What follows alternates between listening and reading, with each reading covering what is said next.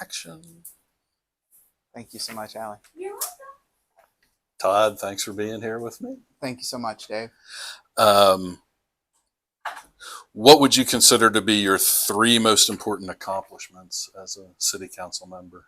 There's a lot to choose from. I'm going to pick the very first thing that I worked on. Whenever I ran for city council in 2020, we knocked on 10,556 doors, and heavily knocked in the Rocky Brook area, Camelot, and just throughout our door knocking, there was a constant noise that was coming from the West Fraser sawmill. And whenever we door knocked in Camelot, that was the number one issue, and it was an issue that had been happening for years, and nobody had any solution or any real relief to it. So I talked to him and I told him I was going to be persistent about it. I was going to make sure that I followed up and asked questions, talked to the mill, see what we could do. But that's easy to do as a candidate.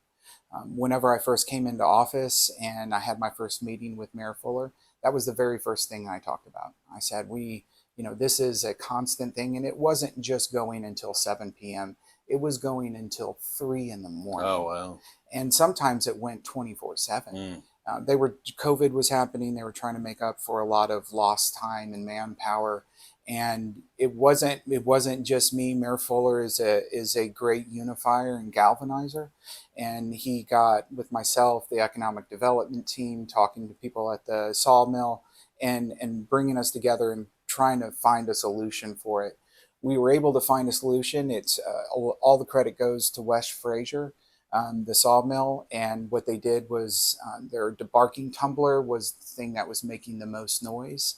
So built a facility around it, encapsulating it to keep a lot of the noise. And the difference is overnight. It's one of those things where it happened very early on in my term, and I think people have been used to living with so much peace and silence at this point that they forget that it was ever an issue. But that was the very first thing that I tackled.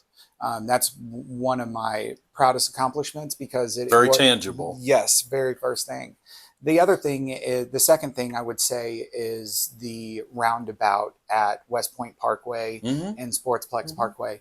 If you all remember, before then, it was just a T in the crossroad, and no one could get to the Sportsplex from the interstate unless going around. But whenever they created that passway through the Sportsplex Parkway, it created a pretty dangerous situation. There were only two-way stop on the interstate and Sportsplex Parkway side, and it was no stop for anyone on West Point Parkway.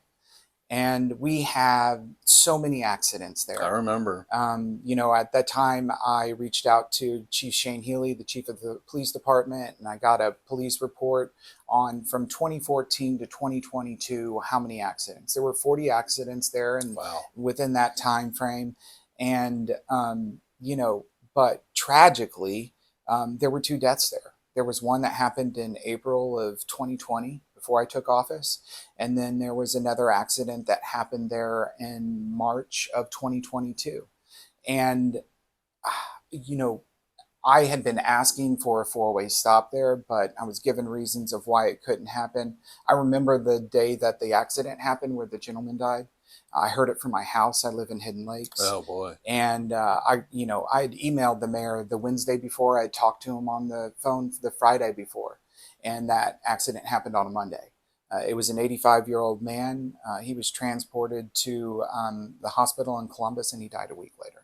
And for someone like me who's been in combat, as led soldiers that's been killed in combat, that's a tough loss to take. I remained persistent on it for about a year. I was calling the city hall. I was talking to the mayor. I was talking to President Eddie Smith and trying to get some resolution there. We had the traffic circle was planning on coming, so I had asked for an expedited engineering plan so we could get that rolling a little bit quicker, but more importantly, that 4-way stop. And so I called Eddie and I told him I had my limit with it. And by that afternoon, they had a 4-way stop there. And since that day, there hasn't been a serious accident with an injury included in it. And I'll just put it this way: the last 3 traffic accidents that happened in that and on that intersection, all three vehicles came to a stop on their roof. I mean, it was very, very dangerous. So I was very, very proud whenever we were able to accomplish that. And of course, the roundabout came in, and people aren't happy about I roundabouts, love but roundabouts. they were happy about that one. They were happy about that one. And the engineering team did a great job. That's, again, a collaborative success for Ward 5 and really what we're doing and what we're trying to create. The third thing is the new addition to the outdoor pool for the Sportsplex. I grew up in Illinois being a lifeguard and learning that responsibility from a young age. And I know that I work out at the Sportsplex a lot and do a lot of swimming. And I know that it's easier to swim outside than it is inside. And to have that ability to have more opportunity for families to go, from, parents to lay out, or teenagers, and to also have a pool and a larger splash pad. It was a great addition. I took the opportunity, both George Allen from Ward 1 and I got together and talked about it, because we were the two council members that had, a public pool in their wards. And so we partnered together. We went to the aquatic feasibility studies. We went to the meetings. We were heavily involved in the process, and we were able to find not just a success for one of our wards, but for both of our wards. So it was kind of like a win-win-win for us.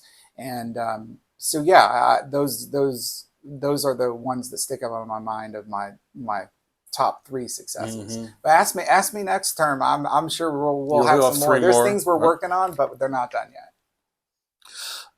We're here at the Opelika Chamber, and of course, your wife Allie's the boss. Yes, sir. What kind of synergies arise between you being on the city council and her being in charge of the chamber? And then the follow-up question to that would be, are there any sort of conflicts of interest where, like, you have to vote on the budget for the chamber, or do you end up abstaining on those votes? Yeah. I mean, that's a great question. And it's a question that I get all the time. Yeah. I think people are just kind of curious of how our lives kind of evolve and work around this, and also the conflict of interest part. So, of course, Allie and I, we found each other, our love for each other, in leadership in the Lord. So she was the student government president at Lakeland College in Mattoon, Illinois, and I was just a new student wanting to be on the student government. And I eventually ran for student trustee, and we just kind of connected with our love of leadership. And so we both knew that no matter where we went in life, we had our own dreams, but we also made it an important part to help each other accomplish our dreams. And we have, displayed that in our community with how we work and how we work together, especially. I tell people all the time, I'm a city councilman twice a month, on the first and third Tuesdays, and from about 6 to around 8. And during those times, I take my job very, very seriously. With knowing the hurdles that come up with having a chamber president as my wife and being a city councilman for a municipality, it's that public service component. There are clear lines. So I had reached out to President Eddie Smith beforehand. We had talked about all this. As an elected leader, you're more than likely going to have conflict of interest come up. I mean, take Auburn, for example. The chamber president is, one is a chamber president and the other one is a state senator.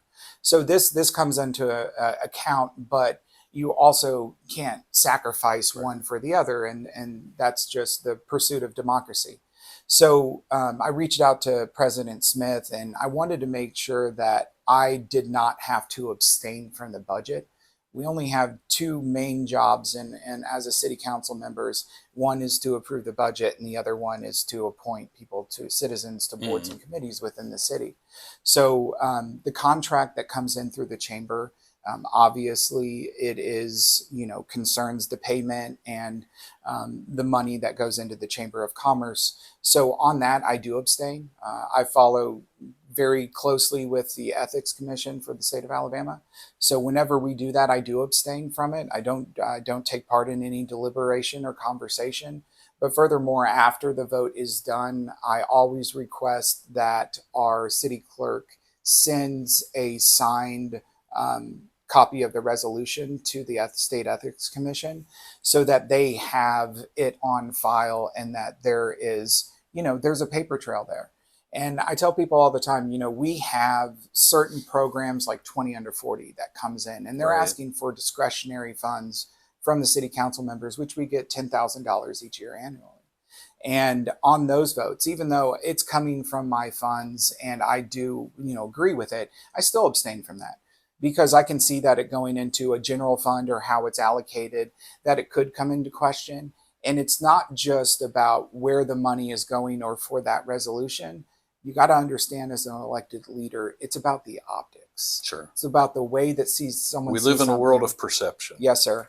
And I'm a person of high integrity, and so is Allie. So we had these conversations going into it, and it's funny to sit around the dinner table for Allie and I. Our conversations are mainly a lot more political and just what's going on in our community. But I tell people all the time the unique thing about Allie and I is we come from Illinois, which is 12 hours away. It's just us. We don't have family here. We don't have brothers, sisters, grandmothers, cousins, uncles, no one. So it's important to both of us that we support each other. Allie is my safety net. And that's my relationship advice for everyone. Find someone that you can go through life and be scared in the pursuits that you want to pursue. And she's been there with me throughout the whole process of running for office and getting elected and just staying in touch with my constituents. But also the successes that the chamber has brought is I have, other than just being a loyal supporter, it is 100% her. I mean, the ideas, the brain work that goes into it, the team that she's created.